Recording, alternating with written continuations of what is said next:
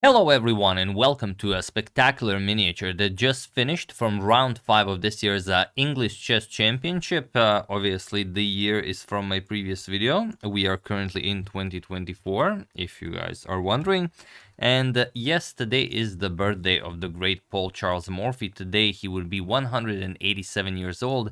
The problem is I ran out of games to show you by the great the Paul Charles Morphy. If you still haven't seen my Paul Morphy saga, I will put a link in the description below. I've made some 100 videos on the man in question, 97 to be exact, and depicted his life and games, over the course of the year and a half that he was active as a chess player. So while I will not be showing you a Morphy game today, you guys are welcome to choose your own. All of them are very nice. I will show you a game that just finished. It just ended, and I can't imagine what pleasure it is to play a game like this on the birthday of the great Paul Morphy, with such a wonderful attack, such a wonderful sacrifice, such a miniature. You guys will enjoy this one. So let's honor the great Paul Morphy in a proper way. Michael Adams versus Daniel Gormally. It is round 5 of the English Chess Championship, and Michael opens with pawn to e4. We featured, I think this is the first time I'm featuring Gormally on this channel. We featured Michael Adams many times. He's an incredible player, a former 2700. Defeated everyone there is to defeat, and he's still very active. So let's see what he's up to. E4, we have E6, the French defense. Now, I was planning on showing you a Fischer game today, as you know, I'm covering the Seuss Interzonal at the moment. But then this game happened, and then I said, all right, you guys should see this game. But the Fischer game I wanted to show is also a French defense. So here, D4. Sorry about that. Again, the camera. Sorry. Let me just fix that real quickly. So yeah, in that game, D3 was played by Fischer, but here Adams goes for pawn to D4. You guys will see that game as well. It will not come as a surprise to you. Okay, this is already very annoying. There we go. All right. So D4 and pawn to D5. Sorry about that. Yeah, a bit of a problem there. Okay, D5, we have pawn to E5 and pawn to C5. So the standard advanced variation of the French, we have pawn to C3 and knight to C6. We have knight to F3, bishop to D7, the Max Euwe variation against the Paulsen attack, bishop to E2 and knight to G to E7. We have knight to A3. The pawn occupies the C3 square, so you will remaneuver the knight via the C2 square. Maybe you go to E3. You will control some very nice squares from E3. So knight A3, and Daniel decides to capture on D4 and play knight to F5, which is the idea once you play knight to E7. And since the Litecoin bishop was developed to E2, you don't have bishop captures on F5 to ruin black's pawn structure, so everything is perfectly fine here. Black should be a little bit careful. G4 could be played at some point, but it doesn't do all that much in this position. So okay, knight to c2, we have bishop to e7 and castles by both players. So castles, and the bishop to d3 now, putting pressure on the knight. And now Daniel just does what every French player does when he developed all of his pieces. Okay, still maybe rook to c8 needs to be played, but he strikes with pawn to f6 against white's advanced center. And now again, it's a pretty standard position, I've been played many times. Bishop to f4 and also just capturing on f5 are the two moves that are played most often here. Here bishop captures on f5 is played, e captures and bishop to f4 now. And the usual moves here are pawn to g5 and bishop to e8. Sometimes rook to c8, as that you can pretty much play that on any move. It's a very useful move. But here we have f captures on e5, and it is now as of move 13 that we have a completely new game.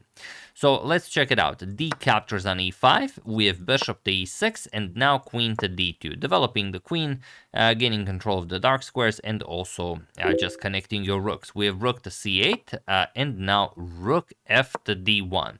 The d5 pawn is an isolated pawn and could become a target, but also it's a passed pawn, so it could be very, very dangerous later on. We have king to h8. And pawn to h3. The knight, of course, is coming to d4 from c2. For some reason, Michael Adams feels that h3 should be included here. Queen to d7, connecting the rooks, also putting more defense here to the f5 pawn. And now knight c to d4. We have a bishop back to g8. Now the bishop and queen nicely controlling the e6 square. And rook a to c1. And okay, now you could maybe try to improve your position a little bit further, but it's not easy. So here Daniel decides to trade on d4. We have knight captures, and just bishop to c5. He will try to consolidate this way. Also probably b6 and a5 are the idea. Bishop to e3, we have pawn to b6, and now knight to e2, offering a trade of bishops, but just queen to e7. Reinforcing the bishop here, saying, okay, you can capture, but the capture should happen on c5, and that way Daniel will improve his pawn structure and have more pawns to push in the center. But Michael says, nope, pawn to d4. He says, you are not gonna grab that e5 pawn, and if you trade, I will have my e5 pawn defended by the queen. So queen to h4. Gaining control over that f4 square. So now f4, f3 is the idea. And how do you stop this? Well, there is one very good way. Knight to f4, preventing the pawn from being advanced forward, also putting pressure on d5, also controlling e6, also controlling h5 and g6. So it's a great square for the knight. We have bishop back to e7, and now comes pawn to g3. Bishop to e7 is not the best move. You could try some other moves instead, like rook f to e8, just put pressure on the pawn. And most of all, don't block your queen here, because the queen really doesn't have all that many squares. This diagonal is pretty much the only safe route this black queen has. So by playing bishop to e7, that route is cut off, and now comes pawn to g3. The knight controls h3 and h5, and your only option here is to go either to g5, but okay, that will be met with h4, or to h6 immediately. So queen to h6 is played, and now pawn to h4. And now the problem is, here Daniel is in sort of a zugzwang. Now, the reason for that being is that the bishop really has no moves. You can't even go back, because if you go back, then you disconnect your rooks, and rook captures on c8 happens. If you just capture on c1 first, okay, the other rook comes to the c file. You still have no useful squares for this rook. The bishop also doesn't have that many useful squares, and the active pawn to g5, while we can explore it, it's not the best, because you can just play e6, open up a check here, and if bishop to f6, then h captures on g5. And if queen captures, let's say rook captures on c8, rook captures on c8, and now knight to h5 going after the bishop here. So now you will have to trade, captures, and that's it. You're getting checkmated on the next move. You will have to block, and then queen captures will be a very nice checkmate. Only one of the lines, but yeah, you cannot play this. So there doesn't seem to be anything to play, and you know, for the lack of a better move, Daniel plays pawn to b5. Okay, it's a move. Maybe pawn to b4 can be played next. Rook captures on c8. We have rook captures on c8, and even rook to c1. Here, Michael says that, okay, my position is so great, your rook on c8 is now hanging. You could capture on c1 first, but it doesn't really change anything.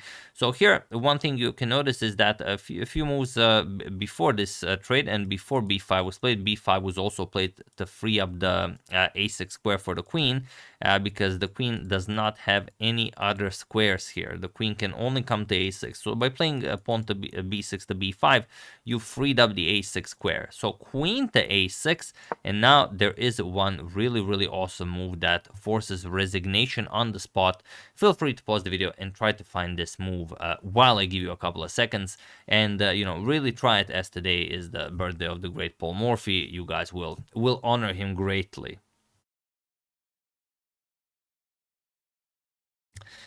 So for those of you who were able to do it, congratulations on finding some very nice sacrifices. And for those of you who just want to enjoy the show, it is pawn to e6. That is the move. This is what Michael played, and he was in this position on move 29, and that Daniel Gormally resigned the game, as there is nothing more to be done here. You can now see that everything is connected. The bishop, the knight, and the queen coming to h6, yes. And to give you an example, okay, what can you play here? Let's say b4 is played. It's a move. So the idea is just knight g6 check. You capture and queen to h6 check. Now the bishop is pinning the g7 pawn. You will have to block, and then just queen captures and g7 is checkmate. So beautiful stuff here by Michael Adams. And if you try to play it, you know, maybe something like bishop captures on e6, okay, free up the g8 square for your king.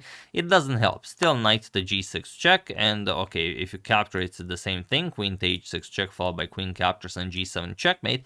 And if you try running away, then the knight just captures the bishop with a fork check, and then after the king moves, you also grab the rook, and after bishop or queen captures, okay, white is up a full rook, completely winning. You bring the queen to g5. There is no defense here. The bishop is attacked, the g7 pawn is hanging, so it's, I mean, you can play g6, rook to c7 check, and you just get checkmated. Like queen to d8 is checkmate. So yeah, incredible game. Crushing the French defense is something that I very gladly show on this channel for no particular reason. And yeah, very nicely done by Michael Adams in round 5 of the English Chess Championship 2024, and on the birthday of the great Paul Morphy, no less. So yeah, that's the game. Hope you guys enjoyed it. We're continuing with the Seuss Interzonal of 1967 tomorrow. I would like to thank MB Reed, Christian Janot, Jack Obed, Adam Simmons, and James Eugene Cashman for your contribution to my channel. Thank you a lot. I really appreciate it. As usual, you can check 2 of my previous videos here. Thank you all for watching, and I will see you soon, continuing to check up on your wonderful suggestions and whatever else happens in the chess world. So thank you all. I will see you soon, and have an excellent rest of your day. And if by any chance you haven't seen the Paul Morphy saga, first link in the description below, you know, treat yourself to something nice today.